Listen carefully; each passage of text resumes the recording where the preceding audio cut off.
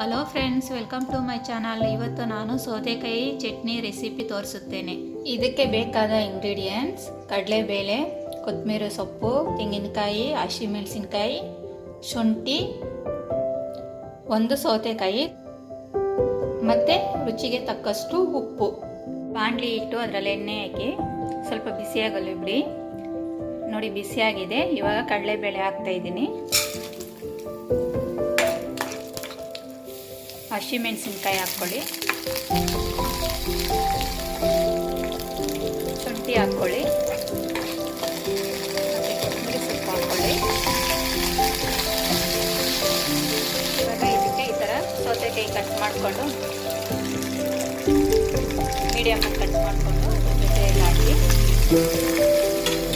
ಚೆನ್ನಾಗಿ ಫ್ರೈ ಮಾಡ್ಕೊಳ್ಳಿ. ನಾನು ಹುಣಸೆಹಣ್ಣು ಹೇಳೋದು ಮರ್ತೋಗಿದೆ. ಇವಾಗ ಹುಣಸೆಹಣ್ಣು ಸ್ವಲ್ಪ ಹಾಕ್ಕೊಳ್ಳಿ.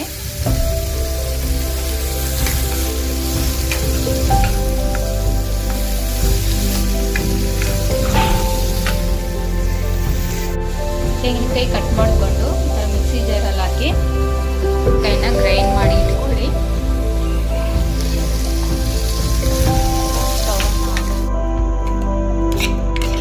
ಇದನ್ನು ಮಿಕ್ಸಿ ಜಾರ್ನಲ್ಲಿ ಕಡಿಮೆ ಆದಮೇಲೆ ಗ್ರೈಂಡ್ ಮಾಡ್ಕೊಳ್ಳಿ.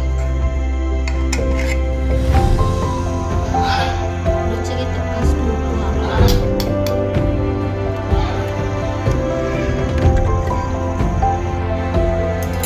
ಎಷ್ಟು ನುಣ್ಣಗೆ ಬೇಕಾದರೆ ಅಷ್ಟು ನುಣ್ಣಗೆ ಗ್ರೈಂಡ್ ಮಾಡಿಕೊಂಡು, ನಾನು ಒಗ್ಗರಣೆ ಆಲ್ರೆಡಿ ಮಾಡಿ ಇಟ್ಕೊಂಡಿದ್ದೇನೆ. ಒಗ್ಗರಣೆ ಮಾಡಿರೋದನ್ನು ಚಟ್ನಿಯೊಂದಿಗೆ ಕಲಸಿ ಇದನ್ನು ದೋಸೆ, ಇಡ್ಲಿ, ಪೂರಿ, ಚಪಾತಿ ಜೊತೆಗೆ ತಿನ್ನಲು ಚೆನ್ನಾಗಿರುತ್ತದೆ ಮತ್ತು ಬಿಸಿ ಅನ್ನಕ್ಕೂ ಚೆನ್ನಾಗಿರುತ್ತದೆ. ಈ ವಿಡಿಯೋ ನಿಮಗೆ ಇಷ್ಟವಾದರೆ ಲೈಕ್ ಮಾಡಿ, ಶೇರ್ ಮಾಡಿ, ಸಬ್ಸ್ಕ್ರೈಬ್ ಮಾಡ್ಕೊಳ್ಳಿ.